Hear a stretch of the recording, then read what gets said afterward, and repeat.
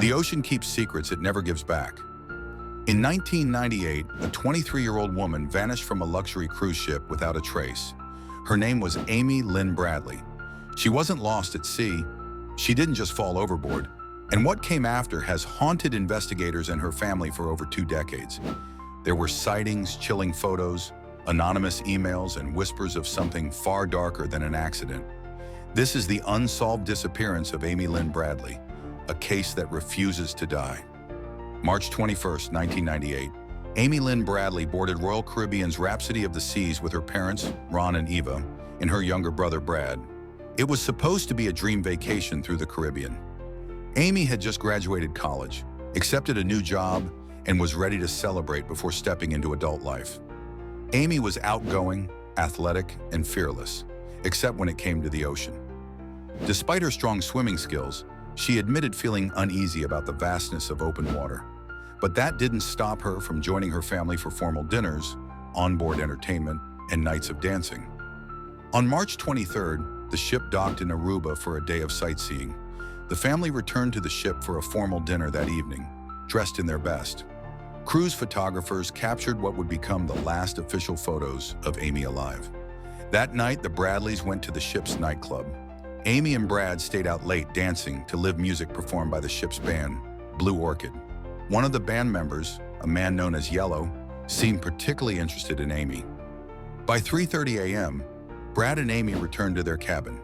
They sat on the balcony, smoked cigarettes, and talked about the night. Brad went inside to sleep, leaving Amy alone on the balcony. It would be the last time anyone in her family saw her. Around 5:30 a.m., Ron woke up and saw Amy asleep on a lounge chair on the balcony.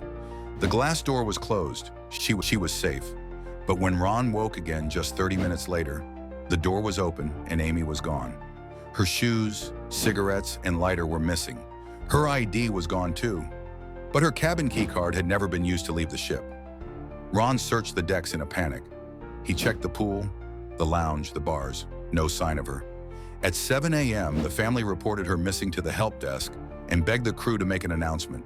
Instead, they waited nearly an hour before casually announcing, "Will Amy Bradley please come to the purser's desk?" Meanwhile, hundreds of passengers began disembarking in Curacao for a day on shore. The Bradleys pleaded with the crew to delay, to seal the exits, to lock down the ship. But the captain refused. The ship continued its schedule, and the most critical hours of the search slipped away. Royal Caribbean's internal security team claimed to have searched every nook and cranny. Later, the family learned this only included common areas, not passenger cabins. The crew never locked down the ship. Surveillance footage? Gone. Cameras existed but weren't connected to recording devices. When FBI agents boarded the ship days later, the Bradleys' cabin had already been cleaned. The only physical clue was a small table on the balcony, found pushed up against the railing, something no one could explain. Authorities floated 3 theories. Amy left voluntarily, Amy fell overboard, or Amy was taken against her will. Her parents dismissed the first 2 immediately. Amy had plans. She had packed for excursions, and the balcony railings were chest high, nearly impossible to fall over by accident. So what happened to Amy Lynn Bradley? Just days later, a taxi driver in Curacao reported seeing Amy on the island. He said she approached his cab frantically, asking where to find a phone. Before he could help, 2 men appeared, and she walked away silently. Months later, a Canadian tourist claimed he saw Amy on a beach with 2 men.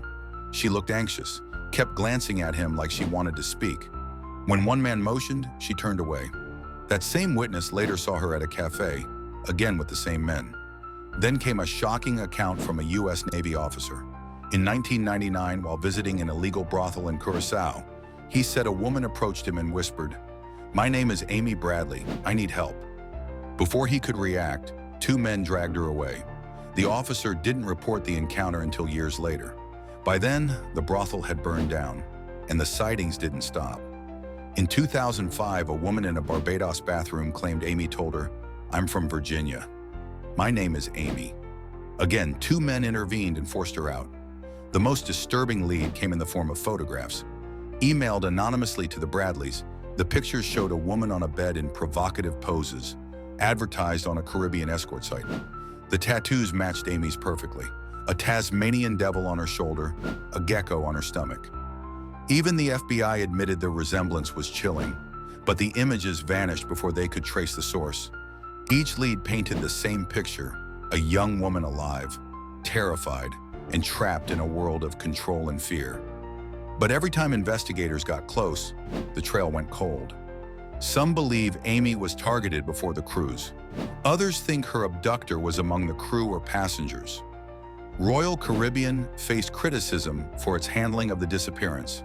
Questions about missing surveillance footage, delayed reporting, and an alleged internal report that was never released only deepened suspicions of a cover-up. And then came the email. 3 words: still alive, help. No traceable IP, no follow-up, just another ghost in a case built on shadows. Today, Amy Lynn Bradley's disappearance is one of the most haunting mysteries of the sea. Was she kidnapped into a human trafficking ring? Did she escape and choose a life away from everything she knew? Or did something tragic happen aboard that ship that someone wanted buried forever?